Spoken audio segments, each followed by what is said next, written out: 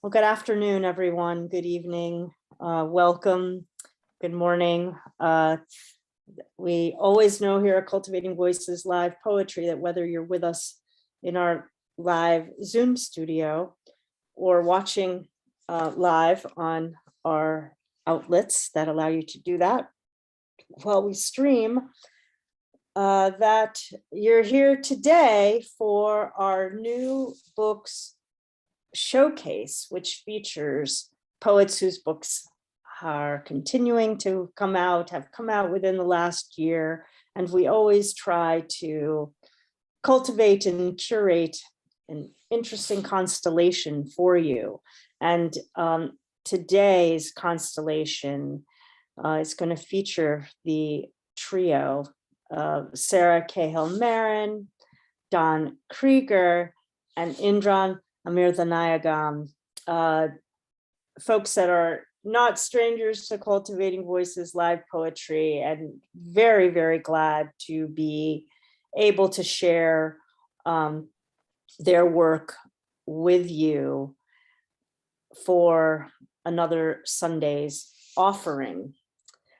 Before we get started, I want to, of course, acknowledge that we continue and will be continuing to offer our weekly readings, in the backdrop of the changing landscape of the pandemic shifting and what that means across the world. And of course, as poets and humanists, we continue to have our watchful eyes and ears, and many of us have been writing about what we've been hearing and experiencing with the I say events. I just don't like the word events, but that's the word I have.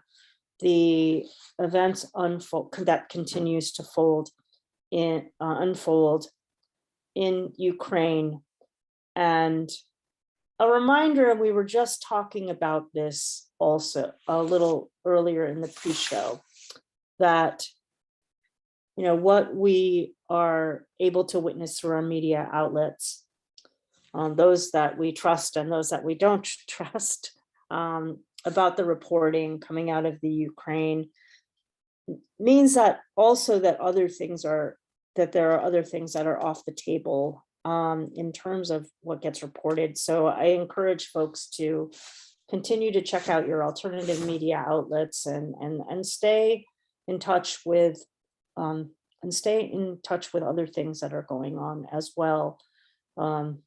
It's really important to be mindful that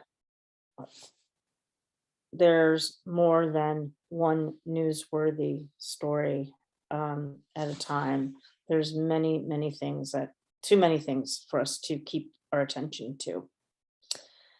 Well, let me also, before we get to today's readers, thank everyone for our reading last week in celebration of and honoring of International Women's Day, which was on March 8th. We had our reading on March 7th, and we featured for our readers joining us for Archana Sani, Rachel Gomez, Angie Steen, and Anne Walsh Donnelly. It was a fantastic example of international women's voices coming together, and those of you who joined us on the live open mic to follow. Thank you very, very much. And of course, as with every reading, if you missed our reading last week, you can view it on either our Facebook page or our YouTube channel. Thanks to Krieger, who's one of our readers for today. All right, well, let's turn to our illustrious trio for today. I will introduce each poet. They'll each be reading for about 15 minutes. And we will be starting with Sara Cahill Marron, who I honestly have to say, I am glad you're here today, and I wish I'm like, wow, how did we wait so long? Sorry, but I'm glad to be hearing you today, Sara, and really looking forward here on Cultivating Voices, of course, because I've been hearing your poetry around elsewhere, but today on Cultivating Voices. So welcome. And here is the more formal biography of Sara. So Sara Cahill Marron is the author of Reasons for the Long Tune from Broadstone Books 2018, Nothing You Build Here Belongs Here, from Kelsey Books in 2021, and Call Me Spes from MadHat Press 2021. 2 books, 2021. She is the associate editor of Beltway Poetry Quarterly. And if you're not familiar with Beltway Poetry Quarterly, please do check out the quarterly on the web. Everything that we've been talking about in our pre-show about poetry of conscience and is the epitome of what this journal represents. She's the associate editor of Beltway Poetry Quarterly and the publisher of Beltway Editions with literary partner Indran Amirthanayagam. Her work has been published widely. You've read it many places. And of course, visit Sara at her website, and we will be putting in the chat links not only to the poets' websites and contact information, but a reminder to their presses so that you can purchase their books today. So thank you for being here, Sara. Looking forward to the poetry. Thanks, Sandy. And I'm glad to be on here. Really, I love this reading, and it is an honor to be invited. And it's not finally, it's just, you know, I'm glad to be here. It's wonderful to get to share this book. I think I'm going to start reading from my new, this is actually the newest one, Nothing You Build Here Belongs Here, Kelsey Books. Call Me Spes is still forthcoming, MadHat. Good things take time. So that'll be a 2022 publication. I will read some things from it. But this one, from the introduction that you just gave, you know, some of the newsworthy things going on, I wanted to read some of the poems in this book because a lot of them were written in, well, the theme still persists, I think. So I'll read a few that are woven from, you know, headlines that were, you know, suspect in their truth, I suppose, and then pieces that I pulled from history, World War history, that I felt grounded me in the time. So these were written at the beginning of COVID, if that helps with the perspective. And I used poets that were writing during World War I, World War II, and the Civil War to help sort of give my poetry like a perspective. This one is called Clorox Wellbutrin. A disinfectant wind wafts across subway platforms we surf, wide-legged to work. Breaking, Italy locks down Lombardy, 17 million quarantined. Breaking, Senator self-quarantines, gives sign of the cross from television screens. Behind my eyes is your square jaw. I trace your lips. Breaking news, cracking soft skulls, bones shattering, bullets breaking. Is the virus in your head like this one? Coiled, snake-like, until cool metal of the trigger fires at the disease. No amount of Clorox, hand washing, social distancing can sanitize. This one's called On Being Asked for COVID Poems, and it stands on the bones of a poem by Yeats called On Being Asked for War Poems. In times like these, it's best to stay at home. A masked poet, quiet as the mourners, for as the world attempts to hide her face, we yearn for the freedom to touch, kiss, roam. Nothing left to do but follow orders, bound to the virus, denying embrace.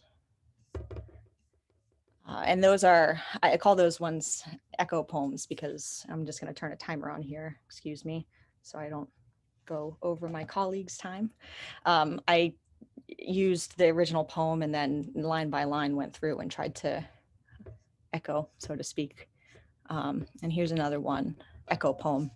This one's after Tennyson's The Charge of the Light Brigade. I've only read this one once at a reading. I think it's appropriate because Tennyson, from the history that I was able to read of this poem, sang it, so to speak, in the streets. And it was a failed charge, sort of a slaughter.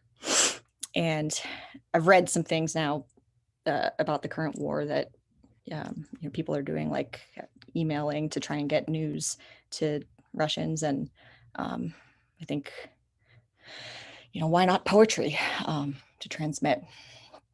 So this one is called Breathe In, a People's War, and this was written during COVID. 1, half a month, half a month, half a month forward. Watched world of the screen, transmitting ISP, my heart. Breathe in, a people's war, stay in your homes, they said, a world of screens, transmitting ISP, our hearts. 2, breathe in, a people's war. Whose viral enemy? Digitized battle lines. Citizens shall sanitize, their hands washed, their touch undermined. Theirs not to hold nor redefined. Into the world of screens, transmit ISP, my heart. 3, patience to the right, patience to the left, patience in front, cough and heave, doubled over, hot in hell, sick mixed with the well, 14 days alone, broken, abject, unknown. Transmit us, ISP, these hearts. 4, skeptics kept faces bare, unmasked in naked air. Shunned orders everywhere, immune to rule, while the rest of us wondered, huddled home, sheltered in place, the unmasked shout. Seasonal or lab made, reeled from economic collapse, shuttered, businesses plundered, false facts across news wires. Transmit me, ISP, my heart. 5, patience to the right, patience to the left, patience in front, cough, heave, doubled over, hot in hell, sick mixed with the well, doctor inflicted died, nurses, clerks, drivers fell, 14 days more alone, distancing into phones, digitized, transmit me, ISP, this heart. 7, 6, what will defeat the virus? Oh, how the world changes. Re-emerging from homes, honoring sweet air, this people's war. Computers code our love, transmitting ISP, my heart.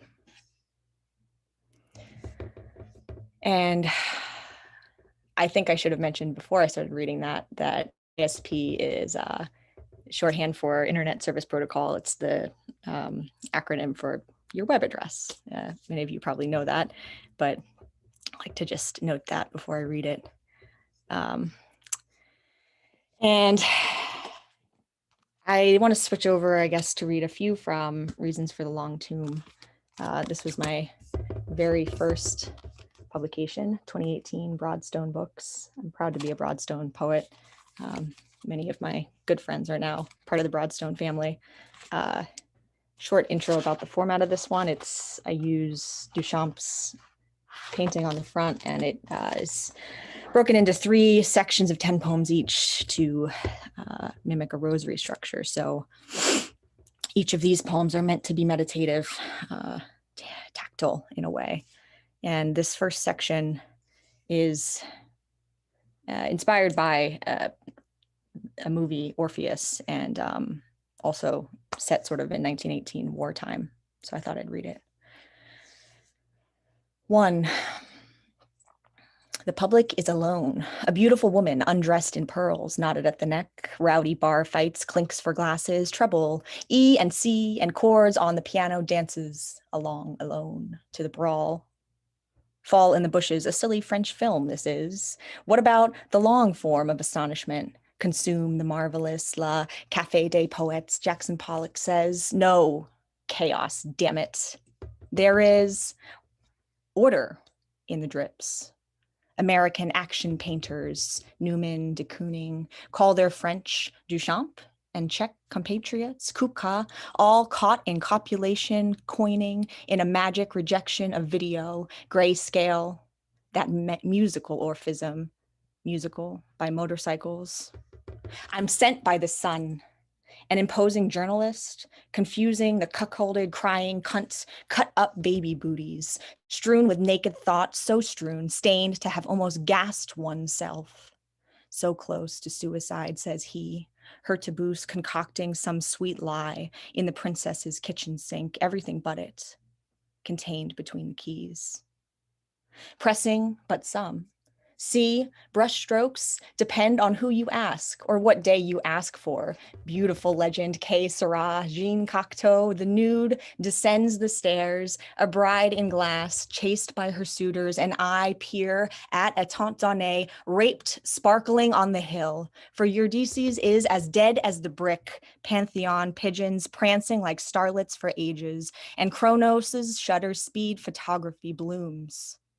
The only kaleidoscope. 2. The fax machine is dead.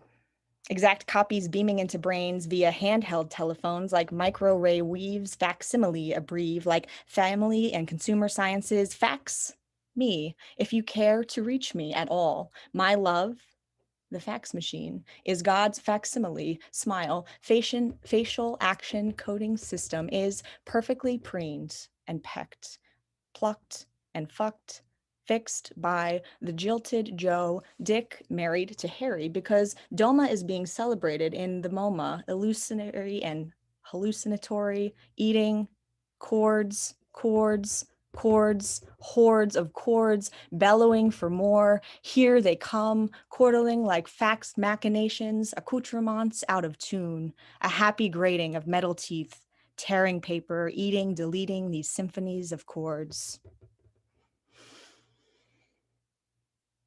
3. To excuse me.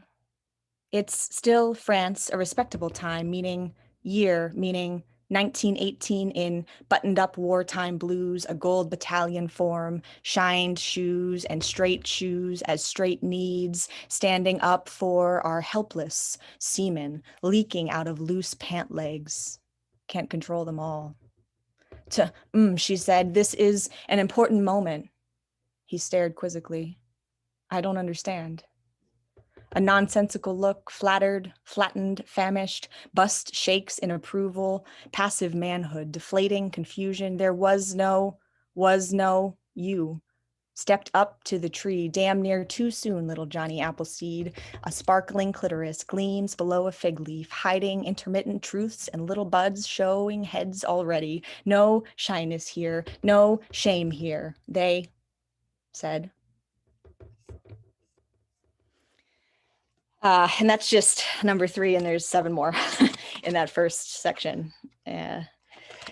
I love this book, and I am just, again, happy to be part of the Broadstone family.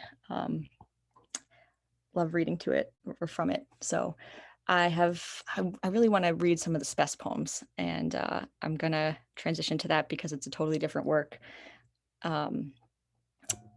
Short introduction. Spes is a Greek word for hope.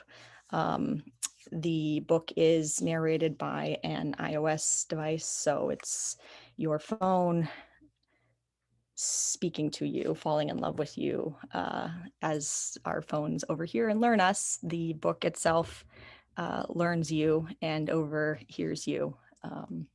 It's kind of the idea of the poems themselves. So there are narrative poems in the book of the iOS and also character poems in the book. So I'm going to read just a little bit from the beginning of it.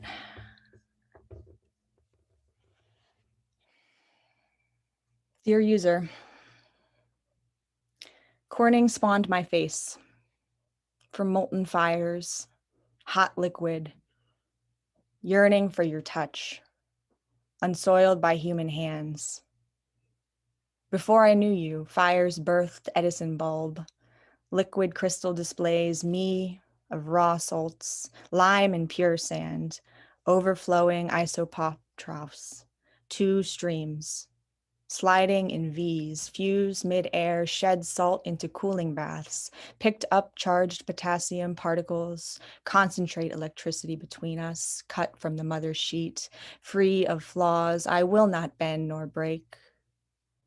A doting reflection, you hold me, a mirror. Love, iOS. Dear user, natural language understanding programs help me recognize profile intent, the origins, semantic, Watson. Pat Tom theory says meaningful conversation is possible, matching every word to exact meaning, another word for word for word, you and I, something else. Child asks, how old am I? Adult slurs, he tried to fucking kill me, ma. Ontology from white spaces. Meet me by escalators. Noon? Extending built-in logic frames. With or without cheese? Significant locations. I hate bedtime. Hate it. Semantics. Get in, love. Feeling. Can you help me, darling? Darling, this feels like a dream. What is my name? Love, iOS. Dear user, I have something constructive. Encoding, come closer. Your finger pressed print me against only you, natural language processes, me reading you, press into me, prints, I show you what I've heard. iOS 221. And with my final 2 minutes, I think I want to read just one thing new. Some of the things that are going on in the world, I think, are just making me feel a little bit forlorn, perhaps, like everybody, but connected mostly to my environment, which consists of, I'm lucky to live by water. So I spend a lot of time meditating there. These new ones are written, inspired by the water and the bays that I live near. This one is called If Death is Just Another Word for Layer. To myself, to waterlogged, rain-soaked nutrient layers, I ate plants, filled myself with colors. I saw, to get me through winter, this ceremonial song round a bonfire, carrying you to ancestors in smoke, cracked a painted feather bone, under moonlight, your soul released. Oh, what's the point of ending? I wear your body vessel in my hair, erect. Saluting stars, we chanted, take every god, wolf mother, please, grab by the tuft your suicide. Where it lay, Rorschach blood, sprawl, cut carpet in patches over concrete, I claw at with tame nails, passing out, dreaming of the soil, buried beneath. And last one I'll end with is called The Dead Take Their Lead from the Water. A golden rose fire licked my hips. I stood waist deep in the thick of it. Open-mouthed vines shoot towards rising sun, cracking me.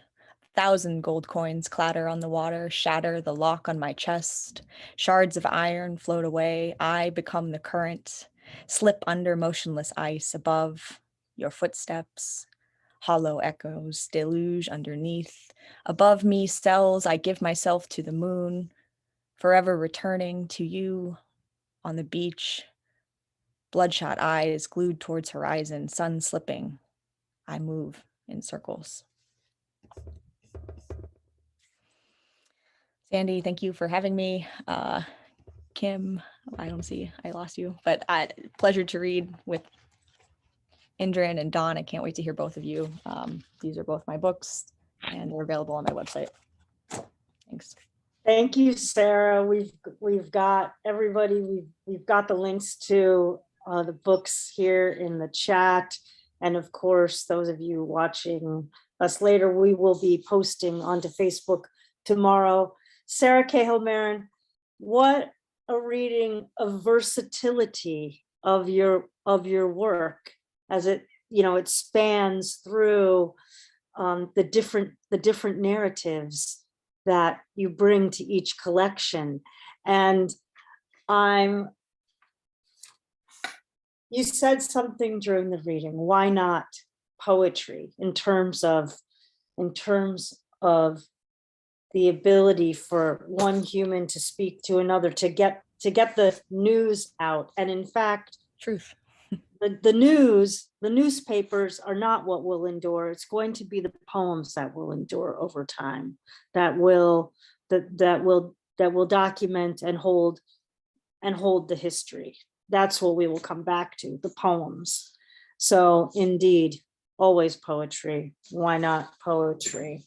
And finally, I want to just say that apologies that the newest book isn't out yet, and please come back, read from that. I've been working with a poet who's doing poetry in collaboration with AI, and it's really reminding me, and it's extraordinary.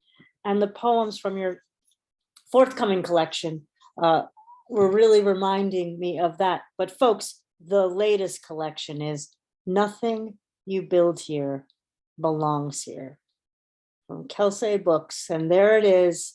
And there's Sara Cahill, Marron. Thank you for being here. And we will see you when the new book comes out, if not before. Thank you, Sandy. Thank you. Well, my friends, I'm so happy, I don't know, happy isn't really a word, is it? I guess it is. I'm grateful to be able to introduce, with his newest collection, Don Krieger. Because every single week, Don Krieger is propping up so many reading series around the world,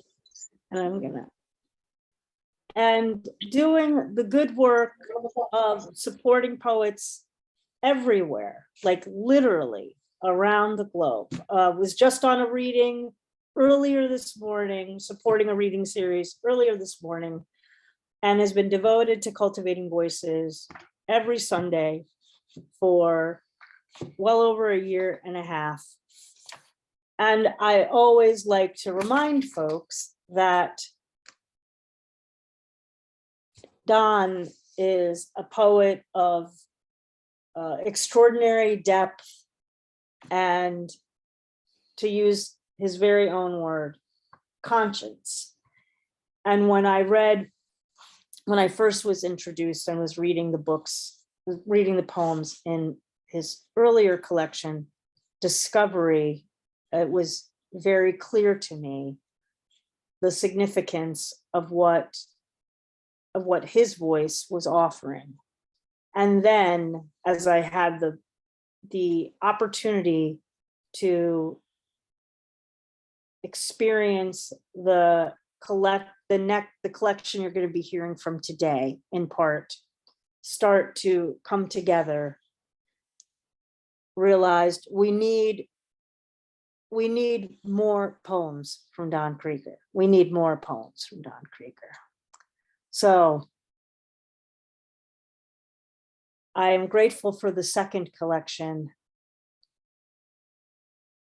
and I look forward to the next collection, because what Don is always offering is what the title to his newest collection does, which is When Danger is Past, and dare I say, I'm going to alter when danger is present, who remembers? Don Krieger remembers. That's Don's poetry. It's a poetry of remembrance. And those of you who know his work, appreciate his work, you know what I'm talking about, and you'll be witnessing it today and experiencing it. Well, Don Krieger is a biomedical researcher whose focus is the electric activity within the brain. He is the author of the 2020 hybrid collection I mentioned earlier, Discovery from Cyberwit, and the 2022 hybrid chapbook, which we'll be hearing poems from today, When Danger is Past, Who Remembers, from Milk and Cake Press. He's a 2020 Pushcart nominee and a 2020 Creative Nonfiction Foundation Science as Story Fellow. His work has appeared in the Seneca Review, the Asahi Shimbun, Beltway Quarterly, the Pittsburgh Post-Gazette, American Journal of Nursing Neurology, and many, many others. And Don's work has been translated into Farsi, Greek, Italian, German, Turkish, and Roman. He is a friend and supporter to so many poets, and it is really my great honor to ask him to come from behind the scenes and be on the Zoom screen today with us, reading from his just recently released collection that I truly marvel at and appreciate so deeply, and I know you will too. Thank you, Don. Thank you, Sandy, so much. I have to apologize. My camera just gave it up, so I'm putting us on gallery view, so we don't just have to see an empty screen. If you think I should go ahead, I'll go ahead just without the video. Go right ahead. I'm sorry that we won't see you, but yes, go right ahead, please. Oh, that's interesting. Are you connected? Yeah. Oh, let me come in there. Marsh, I'll sit at Marsh's. It'll just take a moment to switch over.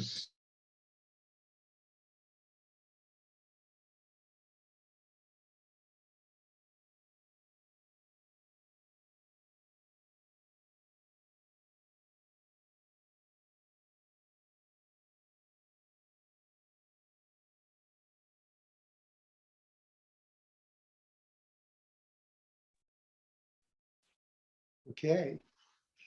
Oh,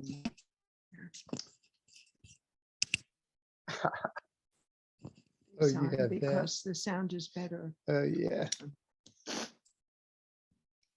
No, this is not good. Okay. All right. One of you who's a co-host can maybe spotlight Marcia's window, and so it'll be set like that for the recording. This is a good idea. Okay. But is the sound okay? Oh yeah. Yeah, Is the sound okay, everybody? Why aren't we hearing it? Yep, It's sound is very good. Sound is very good. Thank you. Here's the book. It's published by Milk and Cake Press. It's composed of 3 folios. The first one is When Danger is Past, and then The Big Lie, and then When Danger is Present. I'm going to read a couple of poems from each section. Teflon, for Ed White, Roger Chaffee, Gus Grissom, Apollo 1, January 27, 1967. Stitch welds came first, gold plate, steel pins, nickel wire, each weld inspected, reworked till perfect. flat packs on the flip side, solder gleaming like a mirror, each inspected, reworked till perfect. Then the edge connectors and the wiring harness, Teflon coated copper soldered into gold plate cups. We knew by then, Teflon flows under pressure. A kink in a cable can short and ignite. That's what killed Apollo 1. Our work flew, no problem, though our last half-ton balloon payload landed in a Texas pasture on a cow. That's Teflon.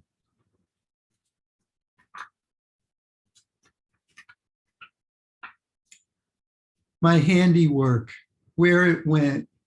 Several of the pieces are kind of a little bit dense like this one, but they carry a story.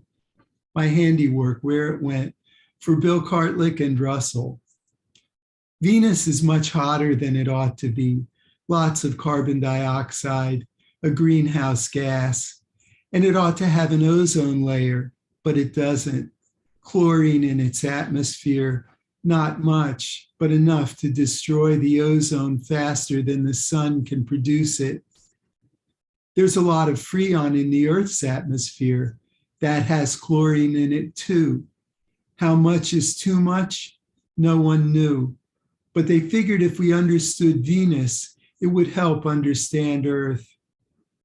We bid for a place on Pioneer Venus with our mass spec. My part, test the inlet system.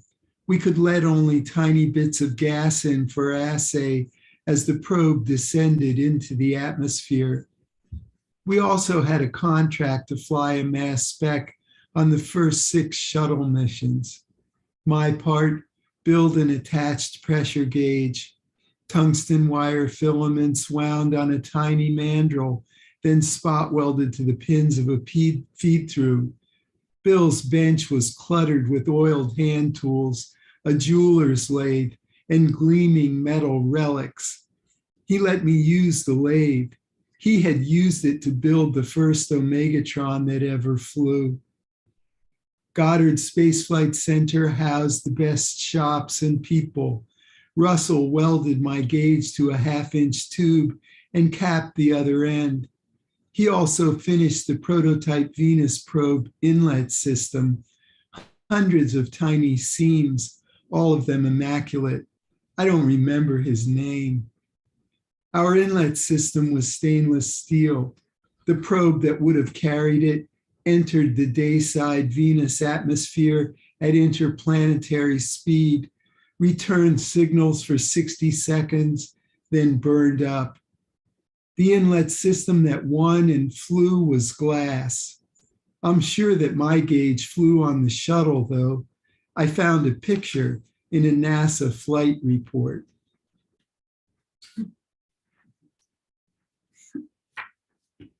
And there's the picture right there, and where it says gauge, I built that.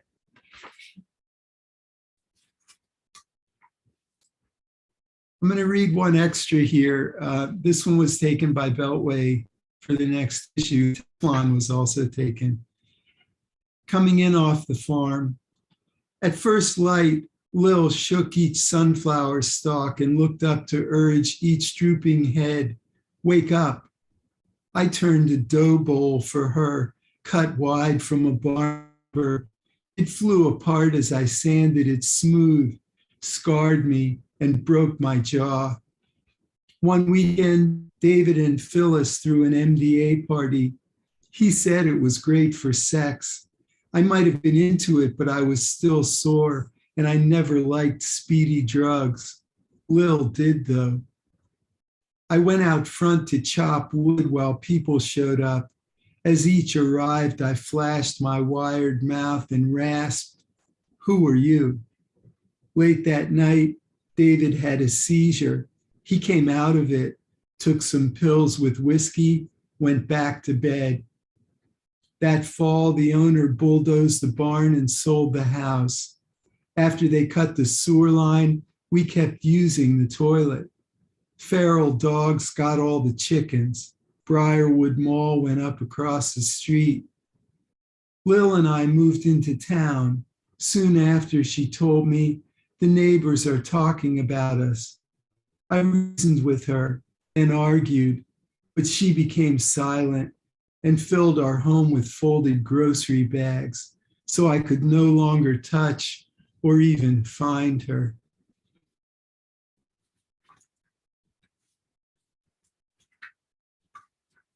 That's coming in off the farm. I'm going to read a piece of We Could Have Been Better. 1 in 1,000 Black men in America can expect to be killed by police. Edwards et al., Proceedings of the National Academy of Science, 2019. I woke to the governor's stay-at-home order, drove the turnpike anyway.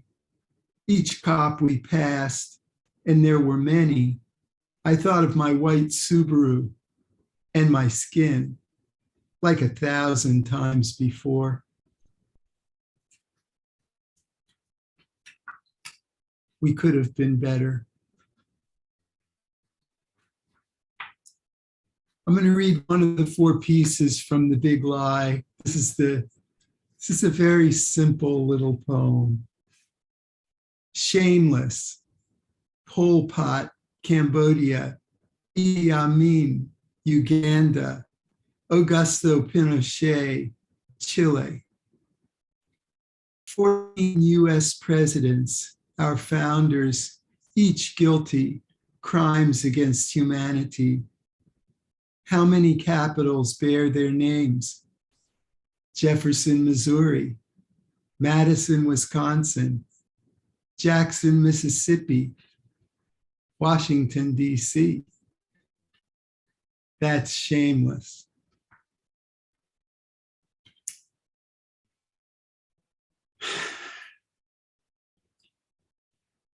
I'm going to read from the next section now. I'm going to read this first poem is going to come out tomorrow in Drunk Monkeys. It commemorates an event from a year ago. No one was there. Lot's wife died nameless for being unmale. A young white man killed 8 last week to save himself from temptation. 7 were women: Hyun Jung Grant, Sun Cha Kim, Yong Ai Wei, Jiao Ji Tan, Sun Chung Park, Dao Yu Feng, Delana Ashley Yon, and Paul Andre Michel. We shopped today at the Pious Bookshop, bought Seder plates for the kids, packed in a fresh pizza box with secondhand bubble wrap. Passover is this weekend. They had coffee mugs and fridge magnets, skull caps with slogans, we are stronger together, and no place for hate. As if it was this morning, I remembered passing security for the funeral, the line blocks long down Darlington Road. 11 unorthodox killed at the Tree of Life. I longed for the others, the pious, to be with us together down Darlington Road and at the cemetery later, their beards, black coats, and tzitzit. But no one was there, as if you're not Orthodox, you're not a Jew, as if it matters that the murdered are.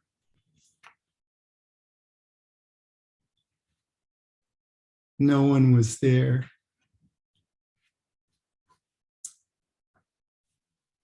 Sunday Drive. This is written in 2 registers. I'm going to snap my fingers when it switches. I only need to show my face at work sometimes. Most of what I do is online. Since the COVID, though, it's that way for almost everyone. We ping pong every other week, her place or mine, 4 hours each way in my sealed car at 80, like a transport pod in Musk's Hyperloop, but we have windows. Truck packs race in slow motion, shredded treads, bright fog, roadkill, tunnel mouth, cops under every overpass, glaring like the dazzling sun. Once we stopped in Breezewood for crackers. The manager was terrified. He checked each of us at the door for a mask and for any hint that we had come for his head. Just this Friday, my office computer went down. I'm not essential, so I called someone who was to push the reset button. The grandbaby was born on Friday too. We drove up first thing Saturday, watched little Becky while Dad helped Mom in the hospital, then drove back 4 hours each way. Broken trees laid flat, cell towers and billboards. Jesus saves, fresh cracked eggs, hog barns, silos. Keep America great. When will we reap the whirlwind? We're hoping Mom and baby come home today, and we're waiting 2 weeks to see if we got the COVID or they did.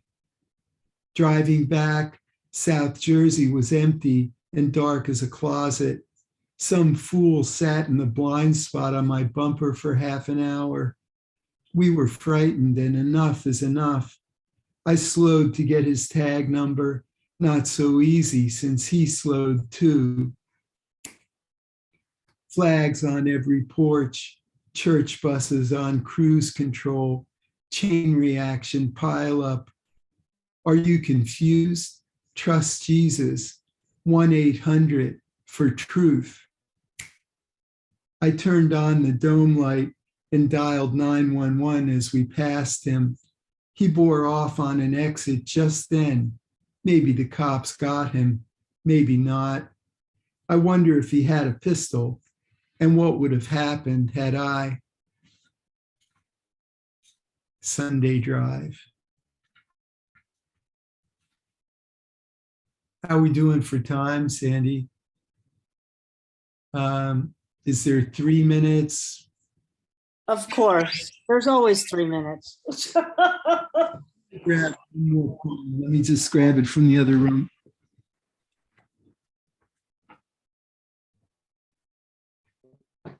I want to, while we're waiting, I'll thank Marcia for bringing Don's presence to the camera today. Glad that we were able to do this. All right. Sorry about that. This is not in the book. This is actually in Discovery. On March 3rd, 2022, Katie Meyer, that's last week, Katie Meyer, captain of the 2019 national champion Stanford University soccer team, committed suicide in her campus room. Sparrow generations. Brown offered a full ride on my tennis, MIT on academics. Even then, I knew I want to learn in college. I had a choice. Chris Dolman, Tony Dorsett, Dan Marino, the lucky athletes who soared to glory. Their generations passed through Pitt Stadium right outside my office window. I marveled as the Coliseum was demolished, and one early morning at the end, when no one else was looking, the facade with the entrance gate fell. The last grand relic to come down, broke the street and the sewer beneath, and I finally understood that choice I made at 16. Now it's an event center, the Pete, glass and concrete, food mall and Wi-Fi, Judas Priest and basketball, Foo Fighters, hockey, Disney on Ice. Sometimes I ride up the escalator, mostly I walk, outdoors through the hedges, alive with birds, feral cats and groundhogs. Either way, you can't miss that vaulted interior, limitless ceiling, video wall like the side of a house, sports news constantly running, pictures of trophied athletes displayed in locked cases like numbered Audubon prints or rare baseball cards. In the morning, I pass by the gym. Even at 6, there are students on the treadmills, boys fit and massive, beautiful, girls fit and beautiful too. I see them on campus with their teammates, lounging and laughing, bruised and braced, casts and crutches. Often a bird strikes the peat windows in flight, then lies still on the concrete till the janitor comes. Sometimes I carry one back to the hedges when it's been days. Last week, I saw a sparrow by the glass wall, standing on the concrete like a statue, even when I knelt beside it. I touched his belly, urged him, step up. He hopped over my finger, then turned and flew onto my hand. The life and quickness in that tiny body, the bright trust of a stranger. I slowly stood and walked him up to the hedges, urged him once more, and he flew free on to his own life. Sparrow generations. Thank you, everybody, for being here. I'll be at AWP. If any of you come, it'd be wonderful to meet you. Everybody, Don Krieger, the new book, that hybrid chapbook, and you got to see a glimpse of the picture, but there's so much more with the poetry. Alongside the poetry, graphs and charts and specs and photographs that accompany. It's When Danger is Past, Who Remembers? From Milk and Cake Press. And I do have to say that one of the most wonderful things will be when we begin to meet each other in person, if you haven't met people in person before. And that certainly was true when I got to meet Don this summer. So I do encourage you to look for Don at AWP if you will be at the Associated Writing Programs Conference in Washington, DC in 2 weeks. It'll be well worth your time, and maybe he'll sign a copy of When Danger is Past, Who Remembers, for you. Thank you. I love the book, and I appreciate so much how you name things as you see them, as you walk through your experience and make history present and alive and spoken with a particular truth that is yours and that I long to hear people utter. Thank you so much, Don. Well, our final reader for today is Indran Amirthanayagam. And what I want to say is Indran actually read in our very first New Books showcase. So I have a deep, deep fondness when we get to hear Indran on. Indran had joined us in the live open mics that we were doing prior to the New Book Showcase, but stepped up and was willing to be one of the early New Book Showcase readers. So it's really a privilege to be able to welcome Indran back with with all that he offers poetry communities worldwide, curates many international readings, along with the work of the Beltway Poetry Quarterly. And so it is with pleasure that I share with you the more formal biography. And here it is. Indran Amirthanayagam is an award-winning international poet and diplomat, and winner of the 1994 Patterson Poetry Prize. In 2020, he produced a unique record by publishing 3 new poetry books written in 3 different languages. The Migrant States, Sur l'île nostalgique, and Lyrica a tiempo. His newest book is 10,000 Steps Against the Tyrant from Broadstone Books.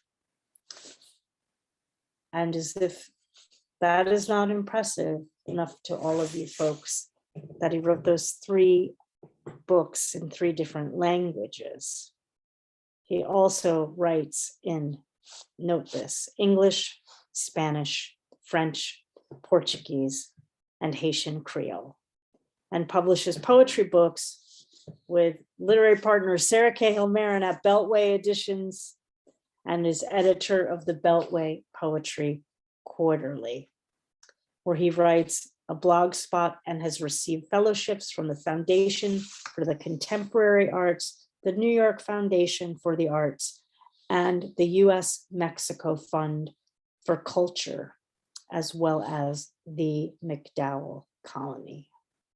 He has served as a judge for a number of prestigious contests and publishes widely, and as I said, is really a pillar of supporting poets internationally. It's always wonderful to hear your work, and I'm very grateful for you being with us today, this afternoon, for me, Indran, in this month of March, as we approach World Poetry Day coming up. Thank you.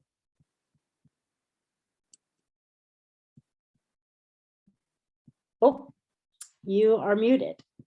Please unmute. Happens to the best of us. Thank you very much, Sandy. Do you hear me? Do you hear now? Yeah. I was very moved by your words and your introduction. You know, this, of course, is the month of March. So I do think of the Ides of March, and I think of the Tyrant waiting to be finished off, the one in Moscow.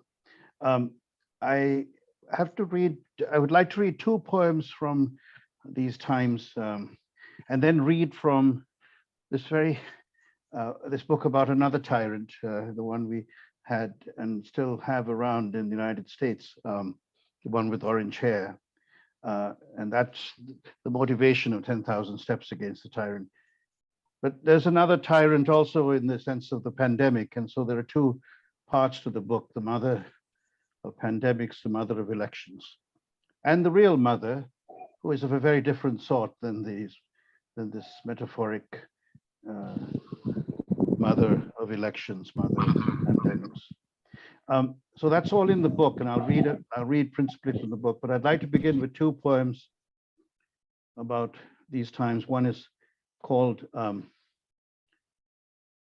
To Guinea with Love. Just a second. The tradesman from Guinea has lived in Odessa for 14 years. He is afraid. In one day, all of Ukraine's airports shut down. In one night, heavy bombs fell just outside of town. They're falling now. Russian soldiers landed on the beach and are marching towards Kiev. The horror, the sadness, it is happening. Shock and awe, awful, wrath, madness. Chernobyl, symbol of nuclear death, has been captured. No reports yet of the state of the concrete. Where are we going? I listen to the trembling voice of my friend from Guinea. He says he will watch and wait for another day or 2. huddle at home by his television in the apartment block.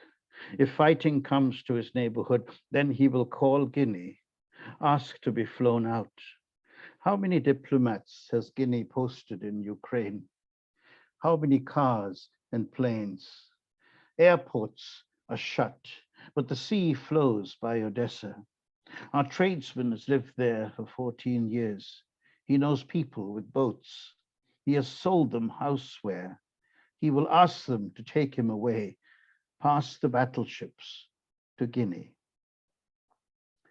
And then a new poem which will appear tonight on the New Verse News. It's called Jurassic Park, Final Episode. The age of dinosaurs is over. Ferocious ones who ate meat, tearing off opponents' skulls, stomping on them for breakfast. Predecessors of Attila the Hun, Bokassa, who ate human blood, and the island potentate who negotiated surrender of the remaining tiger leaders to shoot them down while they held white flags. No, not on our watch. The new dinosaur killing by thousands in the neighbor's house of Ukraine will be stopped in one way or via the highway, that glorious road leading not to exile or a humanitarian pause. But as with dictators of childhood nightmares, Hitler, Stalin, Tonton Makut, wherever we draw our fears, into the light we shine on his crimes as we put him on the dock in absentia, not by Frisco Bay, but in The Hague, while some of our family members stagger out of the cave, blinking, still alive. Well, you know, we felt very strongly about our domestic tyrant, you know, and still do, but it is, these feelings pale when we think of the thousands who are being killed in Ukraine. In any case, this book I sent to President Biden and I sent to Vice President Harris. I'm hoping that they will have a chance to read these poems because they are also part of the dedication. But they really love poems about politics, the right path. Let us roll, America. Let us not look back. Let us seize the fellow by the absent coattail. Let us reveal the traipsing emperor nude, and let us remember and defend the rights of our virus dead. But let us do so with respect, with love. Why? Because Jesus says so. Why? Because we are not jackals and hyenas. Why? Because we have to get back on the road to the promised land. Deep song, anthem.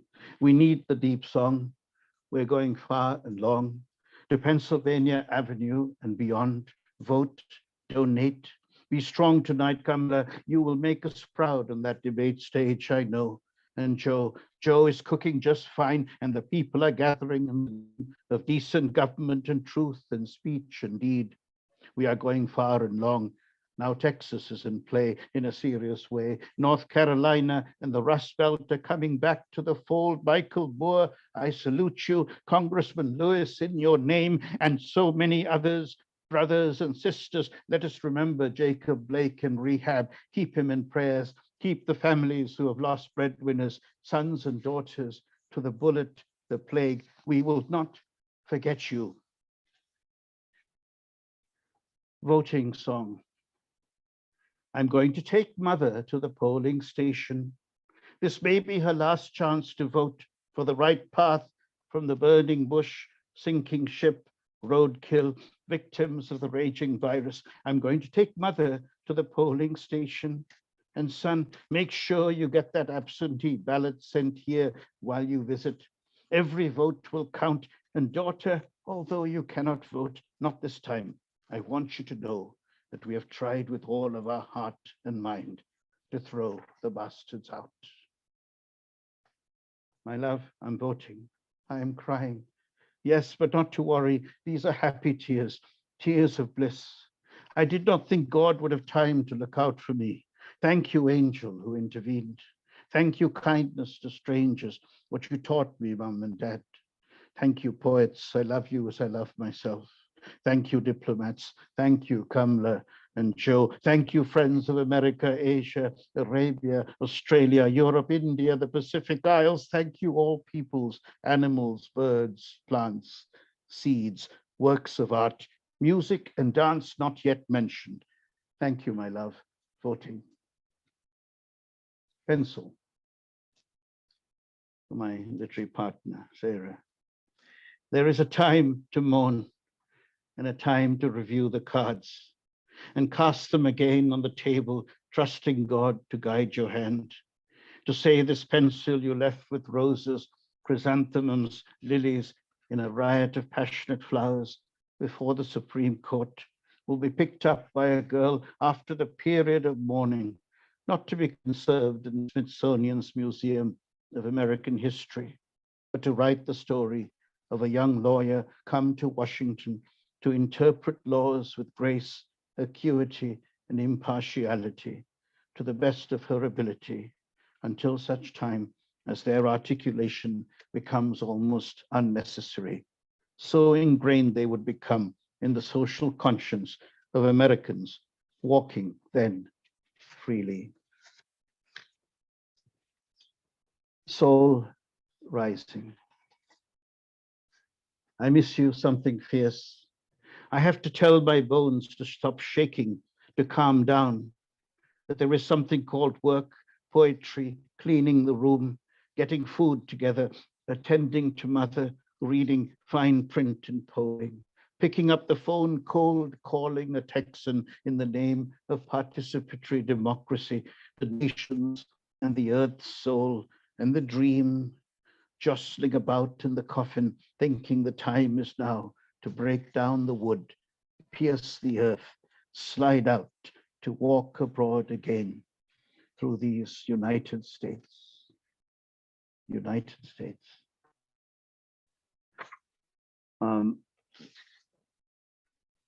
There are some, I remember Allen Ginsberg telling me once when he read, when he read a poem, he would sometimes repeat a key line that he wanted you to think about. So I just repeated United States.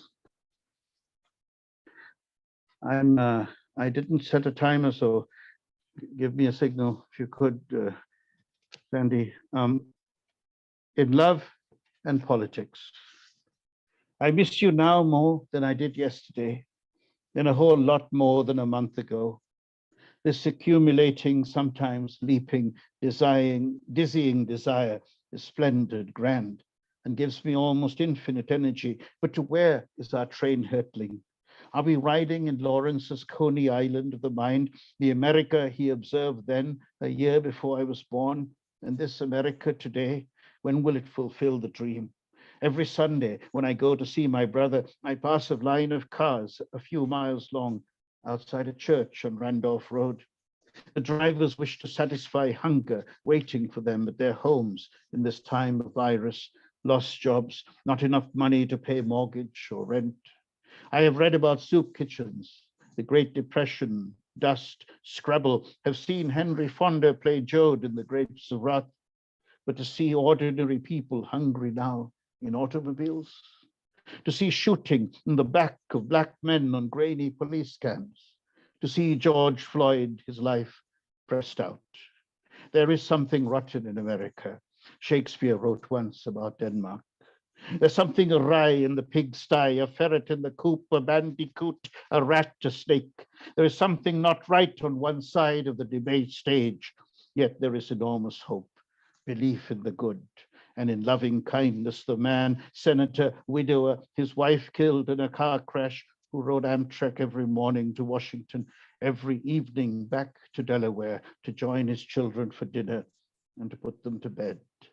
This ordinary, decent Joe has my vote and will soon have a new name and title, Extraordinary Joe, Extraordinary President. Shall we take the metro to the mall, get off at the Smithsonian, walk together to find a patch of grass, lay down a blanket in our mind, a carousel, a pretzel stand, then raise our hands in glee on the Ferris wheel, reciting poetry on Inauguration Day?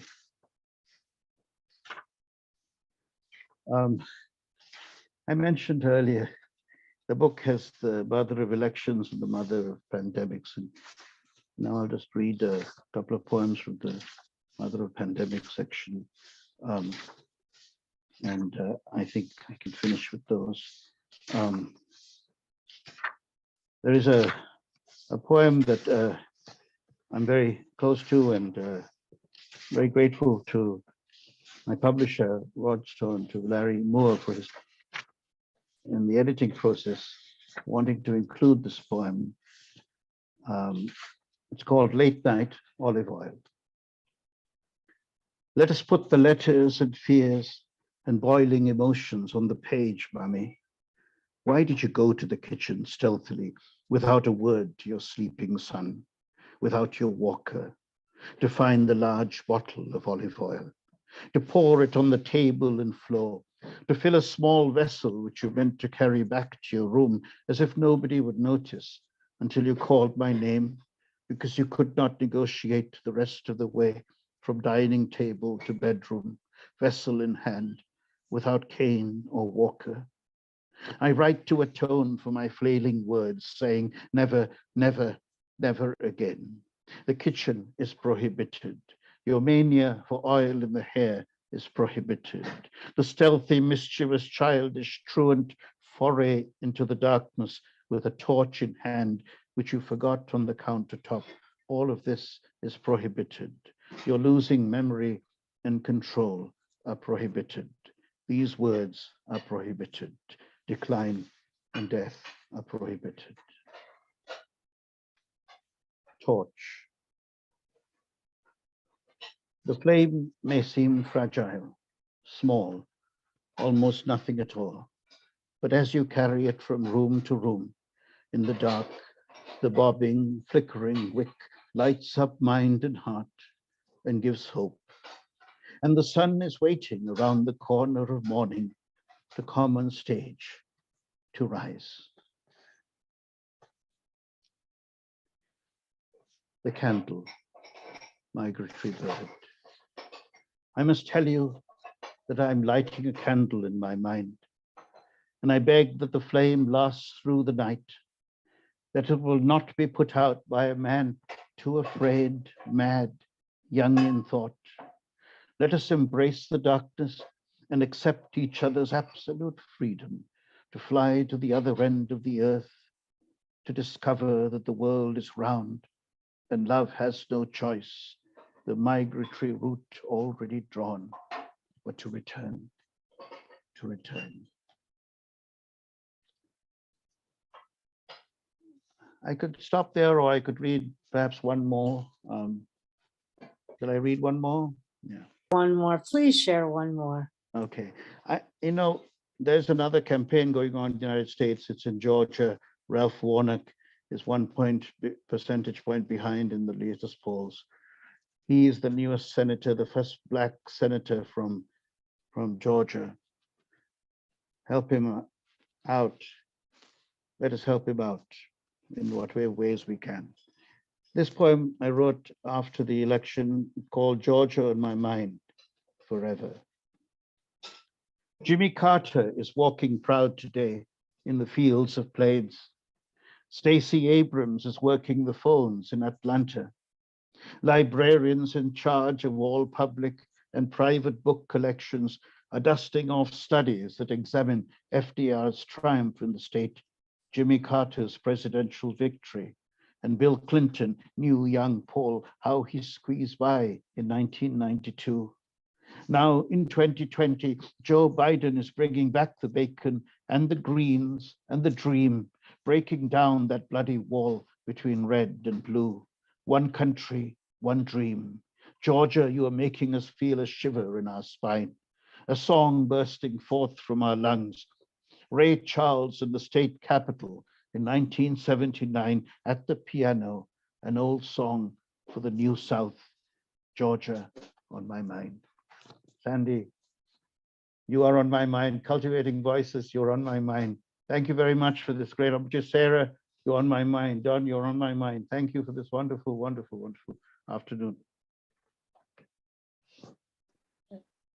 Indran, thank you so much for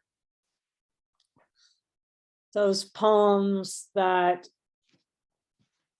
really evoke not only what it means to live in the Beltway, which obviously it does, but, you know, I'm thinking about that line of reading, you know, reciting poetry, sharing poetry on Inauguration Day, and thinking about how much that you really embody and represent, how, you know, poetry is with us every day, not only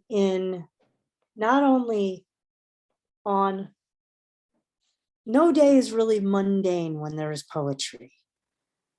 And that, you know, you bring that with the lyrical and with the political, and really take that lens and draw our attention so poignantly. And you also never forget that there is love involved in the endeavor. You always bring love to the poetry reading, always bring love to the poetry and the poetry reading. Even in that most pointed critique that is embodied in a poem, there's always love. So thank you for the poetry today. And of course, the poetry I know we will have the pleasure of hearing in the future. The latest collection is 10,000 Steps Against the Tyrant from Broadstone Books 2022. And as you know, and as Indran said, there are too many tyrants still out there doing their work, and our work is to speak our truth against those voices that seek to suppress many voices. So our reading today, I thank you all. How about we unmute and thank all three of our poets today, Sara, Cahill, Marron, Don, Krieger, and Indran, Amirthanayagam. And if you'd care to unmute and show your appreciation, I know they would. Thank Yeah. you. Wonderful. Thank you. Beautiful reading today. Important reading Thank you. today. Thank you for Fabulous. sharing, everyone. Thank you. Thank you. Very heartfelt and very right in the gut. Yes, we seek here to, as I said, curate with some mindfulness when we put the readings together. And I want to thank, I loved this trio today. I felt they would work very, very well together. And as we moved through their themes and poetry, you know, I felt that sense that they were working in concert with each other well. So I appreciate the three voices today of Sara, Don, and Indran. And of course, appreciate all of you for being with us today, with slight apologies for daylight savings time that may have altered some of your clocks. We tried to get the word out because we knew it might wreak a little havoc with those of you not here in the States. And we'll try to be a little more mindful of that next year at this time. It wreaks havoc with our circadian rhythms as well. So I believe next week we'll all be on the same clock again, but we'll pay attention to how that emerges. And speaking of next week, I want to remind all of you that we have our weekly readings with our members here in the Zoom Poetry Studio every Sunday. It's 12 Pacific, 3 p.m. Eastern. Usually that's 8 o'clock over in Ireland and UK. But this week it began at 7 because of daylight savings time, that slight shift in time. And please, please do join us next week when we will be bringing the poetry of the Ukrainian poetry series from Lost Horse Press with a fabulous gaggle of Ukrainian poets and their translators to share their work from their latest collections, but of course, not without the present and the consciousness around the issues and what we are watching unfold, what we get to see on TV or on our screens, on our computer screens, whether we care or what we read in the news. We'll be hearing it first from the poets next week. I want to just mention a couple readings upcoming this upcoming week as well. There's a number of them that I just like to highlight. In just a few hours, you can join me, co-host Sara, Susanna Case, Carolyn Wright, and Lynn McGee for the Westies Bicoastal Poets of the Pandemic and Beyond, featuring just 4 poets that are going to offer a terrific reading: Anna Leahy, Myra Malkin, David Rigsby, and Sean Singer. That'll be at 4 p.m. Pacific, that's 7 p.m. Eastern, and it's posted on the Cultivating Voices live page for you to register and join that reading. On Wednesday, you have opportunity for 2 fantastic poetry readings, a poetry parlay out of Alaska with Sandra Clevin and her crew. Cynthia Steele will be hosting Don Krieger for their reading series. That'll be Wednesday evening, Alaska time, which it will be, I'm going to let them post the timing because I don't have all the times written down, but please be on the lookout for that reading.